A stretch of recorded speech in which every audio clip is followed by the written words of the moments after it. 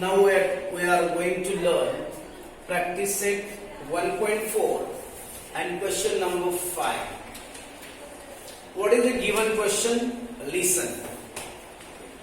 Areas of two similar triangles are 225 square centimeter and 81 square centimeter.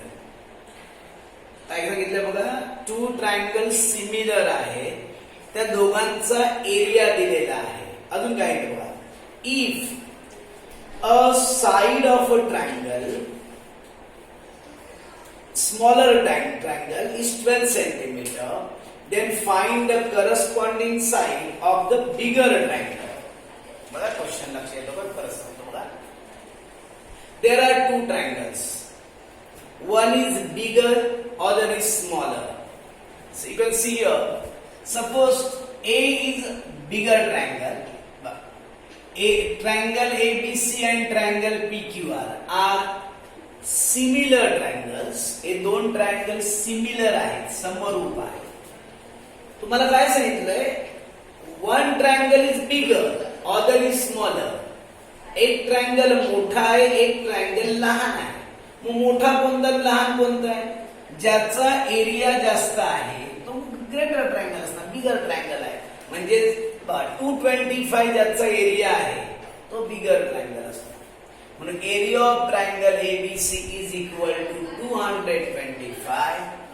Area of triangle PQR is equal to 81. बघा, हा मोठा triangle आहे, हा लहान triangle आहे. पुढे तुम्हाला काय सांगितलंय, side of the smaller triangle is 12. बघा इथे स्मॉलर ट्रायंगल कोणता आहे, ABC, एरिया 225, PQR चा एरिया किती आहे, 81 आहे. मग या दोघांमध्ये स्मॉलर ट्रायंगल कोणता आहे, PQR ना. मग या PQR ची साइड आपल्याला दिलेली आहे, म्हणून आपण इथे समजा PQ घेतलं 12. मग जर आपला PQ जर 12 दिला असेल तर आपल्याला याची साइड काढायची आहे. याची साइड कोणती घ्यावी लागणार आहे, AB काढावी लागेल. बघा पुन्हा एकदा क्वेश्चन बघा. क्वेश्चन मध्ये triangle ABC, triangle PQR, AB, PQ असं दिलेलं नाही. क्वेश्चन मध्ये फक्त काय सांगितलंय, टू ट्रायंगल्स आर सिमिलर. दोन ट्रायंगल सिमिलर आहे. एक बिगर ट्रायंगल आहे, एक स्मॉलर ट्रायंगल आहे. आणि स्मॉलर ट्रायंगलची साइड दिलेली आहे आणि बिगर ट्रायंगलची साइड तुम्हाला विचारलेली आहे. Simple question. म्हणून area of triangle ABC 225 square centimetre. Area of triangle PQR is equal to 81 square centimetre. PQ is 12. AB we have to find out.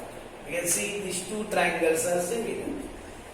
बघा इथे बघा, दोन्ही ट्रायंगलचा एरिया विचार केलेला आहे. बघा एरिया तर दिलेला आहे आणि आपल्या दोन्ही ट्रायंगल सिमिलर आहेत हे पण दिलेलं आहे. म्हणजे आपल्याला थिअरम वापरावं लागेल, by theorem of areas of similar triangles. समरूप त्रिकोणांच्या क्षेत्रफळांचे प्रमेय. ऑलरेडी आपण हे थिअरम पाहिलेलं आहे. थिअरम काय सांगितलं होतं आठवत तुम्हाला, दोन्ही ट्रायंगलचा एरिया घ्यायचा. बघा area of triangle ABC upon area of triangle PQR, म्हणजे रेशो घ्यायचा. Area of triangle ABC upon area of triangle PQR is equal to AB square upon PQ square. म्हणजे इथे AB चा स्क्वेअर घेतला तर इथे PQ चा स्क्वेअर घ्यावा लागेल. पुढे आपण इझिली सॉल्व्ह करू शकतो. बघा area of triangle ABC is given 225. Area of triangle PQR is also given 81 is equal to AB. We have to find out. PQ is given 12. Therefore 12 square. इथे लक्षात येईल का तुमच्या, बघा एरिया ऑफ ट्रायंगल ABC दिलेला आहे, area of triangle PQR हे पण दिलेलं आहे. AB आपल्याला फाइंड करायचं, म्हणजे स्क्वेअर आहे लक्षात घ्या. PQ ची व्हॅल्यू किती आहे, 12 आहे. इथे स्क्वेअर असते म्हणजे स्क्वेअर. आपलं लक्ष येते का बघा, इथे दोन्हीकडे स्क्वेअर. 225 हा 15 चा स्क्वेअर आहे. 81 हा पण कुणाचा स्क्वेअर आहे, 9 चा स्क्वेअर आहे. देयरफॉर टेकिंग स्क्वेअर रूट, वर्गमूळ काढू. 225 कुणाचा स्क्वेअर आहे 15चा, 81 कुणाचा स्क्वेअर आहे 9चा.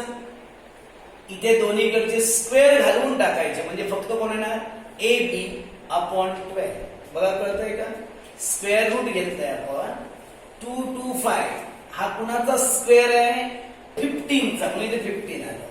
81 कुणाचा स्क्वेअर आहे 9चा म्हणून 9. इथे दोन्हीकडचे स्क्वेअर घालवायचे त्यामुळे स्क्वेअर रूट फाइंड करतो. आता फक्त क्रॉस मल्टिप्लाय करायचा.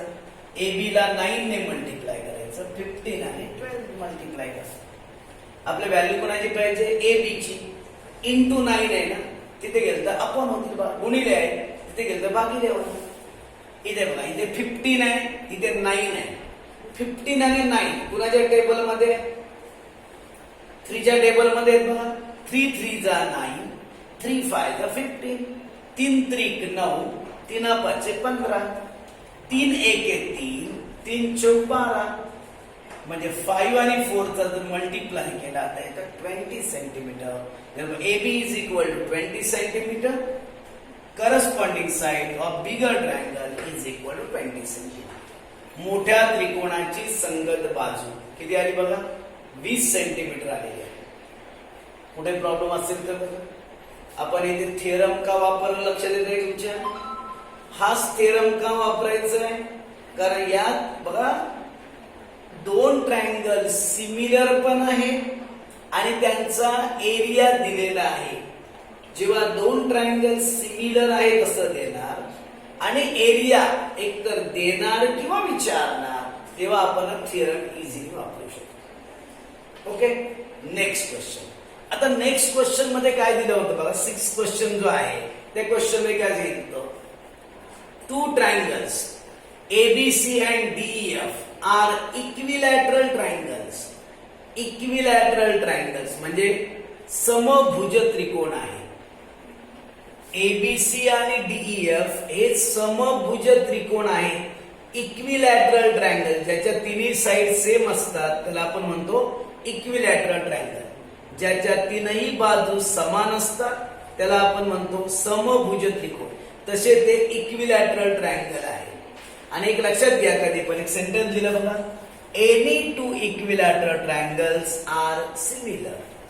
कोणतेही 2 समभुज त्रिकोण समरूप असतात म्हणून हे 2 ट्रायंगल सिमिलर. एक लक्षात घ्या क्वेश्चन मध्ये फक्त सांगितलंय दे आर इक्विलॅटरल ट्रायंगल. फक्त आपल्याला इक्विलॅटरल ट्रायंगल आहे म्हणून सांगितलंय. आपण इथे शो केलंय सिमिलर आहे. Why they are similar because any 2 equilateral triangles are similar. कोणतेही 2 इक्विलॅटरल ट्रायंगल सिमिलर असतात. तुम्हाला कसं काय पॉसिबल आहे इथे लक्षात घ्या. मी इथे तुम्हाला दाखवतो. Suppose these are 2 triangles, equilateral triangles. This one is ABC and this one is DEF. Suppose, okay, these 3 sides are congruent and these 3 sides are congruent. बघा हा इक्विलॅटरल ट्रायंगल आहे तीनही साइड सेम आहे. हा पण इक्विलॅटरल ट्रायंगल आहे तिन्ही side same आहे. हे 2 ट्रायंगल सिमिलर आहेत कसं सांगतो बघा. तुम्हाला कदाचित माहिती असेल each angle of equilateral triangle is 60 degree. समभुज त्रिकोणाचा प्रत्येक कोन 60 अंशाचा असतो. हे बघा each angle 60 degree. मग तुमच्या लक्षात येतं का बघा. A आणि D कॉन्ग्रुएंट आहे दोन्ही 60 डिग्री आहे. B आणि E पण कॉन्ग्रुएंट आहे 60 डिग्री आहे. C आणि F पण कॉन्ग्रुएंट आहे. म्हणून हे 2 ट्रायंगल का सिमिलर कळलं. कुठली टेस्ट वापर केला आपल्याला टेस्ट वापरता येते म्हणून हे 2 ट्रायंगल सिमिलर असतात. हे दाखवायची गरज नाही फक्त ते सेंटेन्स लिहावं लागणार. Any 2 equilateral triangles are similar. कोणतेही 2 समभुज त्रिकोण समरूप असतात.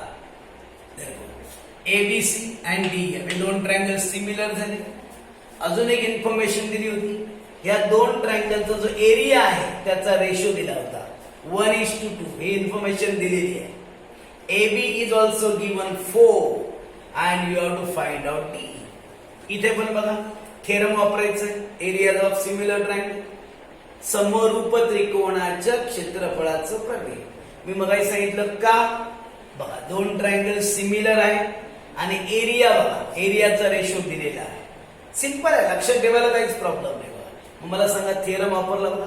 Area of triangle ABC upon area of triangle DEF is equal to AB square, इथे कोण येईल सांगा, डीई स्क्वेअर. एबीसी आणि डीएफ चा रेशो दिलाय बघा 1:2, एकाच 2 म्हणजेच 1/2.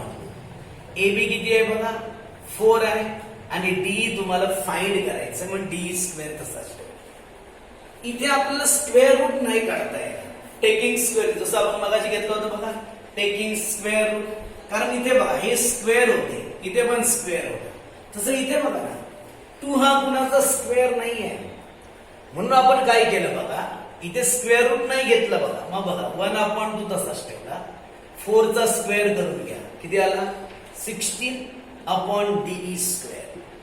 आता एक काय करू, क्रॉस मल्टिप्लाय बघा, याने याला मल्टिप्लाय करणार इज इक्वल टू 2 ने 16 ला मल्टिप्लाय केलं. ओके, डीई स्क्वेअर ला 1 ने मल्टिप्लाय केलं काही चेंज होणार नाही, म्हणून DE square is equal to 16 × 2 is equal to 32. काय आन्सर आला बघा, DE square is equal to 32.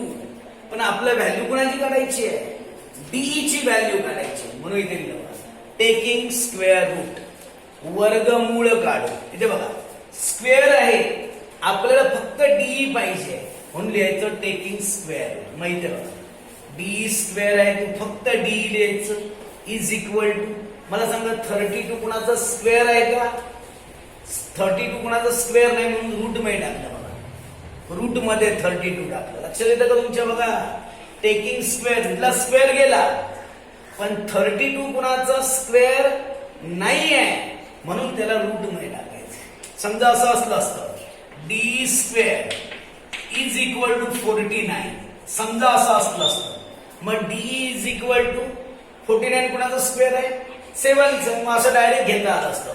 पण तसं इथे घेता येणार नाही, कारण 32 कुणाचा स्क्वेअर नाही. मग आता काय केलं बघा, 32 ला 2 भाग मध्ये विभाजित करायचे, 32 चे फॅक्टर्स पाडायचे. असे फॅक्टर्स पाडायचे का की एक नंबर जो आहे तो स्क्वेअर पाहिजे. मग 32 चे फॅक्टर्स असे आहेत बघा, 16 × 2, किती 16 × 2. मला सांगा 16 हा कुणाचा स्क्वेअर आहे, 16 हा 4 चा स्क्वेअर. 16 ला रूटच्या बाहेर काढा तर 4 होणार आणि रूट मध्ये फक्त कोण राहते 2. Therefore DE is equal to 4/√2. बघा लक्षात येते का परत एकदा, 32 चे आपण फॅक्टर्स घेतले. इथे लक्षात घ्या फॅक्टर्स असे फाइंड आउट करायचे की एक नंबर त्यातला स्क्वेअर पाहिजे आहे. मग 16 × 2, 16 हा 4 चा स्क्वेअर आहे, 2 चे बाहेर परत फॅक्टर्स पडतच नाही, म्हणून आन्सर एवढे येणार. बघा दोन्ही क्वेश्चन बघा, थेरमवर थेरमचा वापर केलेला आहे. फक्त प्रॅक्टिस करा, मगच तुम्हाला व्यवस्थित जमणार आहे. ओके, बघा समजून घ्या आणि कॉपी करा. ठीक आहे.